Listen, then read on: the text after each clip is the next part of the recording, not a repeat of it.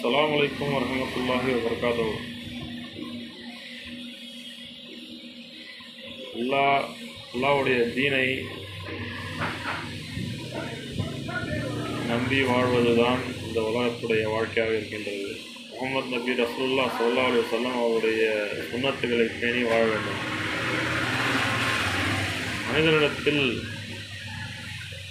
மனிதன் இரண்டு முகங்களாக தென்படுகின்றான். ஒன்று, அவனிடத்தில் இறைவன் பேசுகின்றான். அவனுடைய மனம் சொல்வது தான் மட்டும் நன்றாக இருக்க வேண்டும் என்று, நான் மட்டும் நல்லா இருக்கணும் அப்படின்னு அவனோட மனசு சொல்லுது. இன்னொரு மனசு இறைவன் பேசுகின்றான். இன்னொரு மனசாக அவனுடைய காதில் பொறுமையாக சொல்லுகின்றான். சக மனிதர்களுக்கும் நல்லதை செய்ய வேண்டும் என்று சொல்லுகின்றான். இறைவன் பொறுமையாக ஒரு மனிதனுடைய காதுகளில் பொறுமையுடன் பேசுகிறார். உனக்கு மட்டும் நீ சம்பாதித்து கொள்ளாதே. சம்பாதிக்கிற பணத்தை மற்றவர்களுக்கும் செலவழி.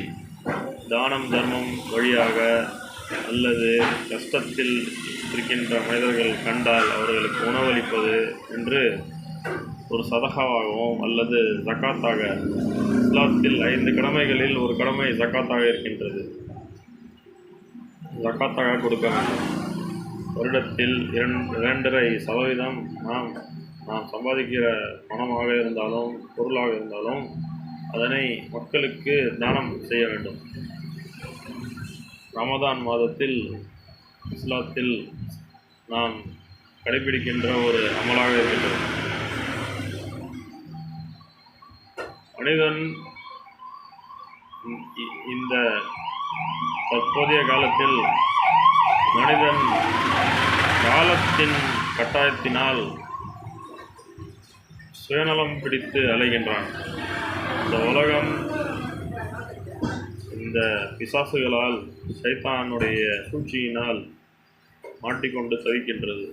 விஞ்ஞானத்தின் மூலமாகவும் கருவிகளின் மூலமாகவும் மனிதன் சக மனிதனாக நினைப்பதை விட்டுவிட்டான்.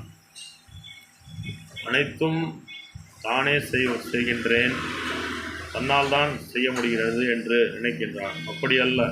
லா இலாஹா இல்லல்லாஹ் கலிமா என்ன சொல்கின்றது? வஸ்துக்களால் ஆகும் என்கின்ற தவறான நம்பிக்கையை மனதிலிருந்து எடுத்துவிட்டு அல்லாஹ்வால் ஆகும் என்கின்ற நம்பிக்கையை மனதில் கொண்டு வருவதுதான்.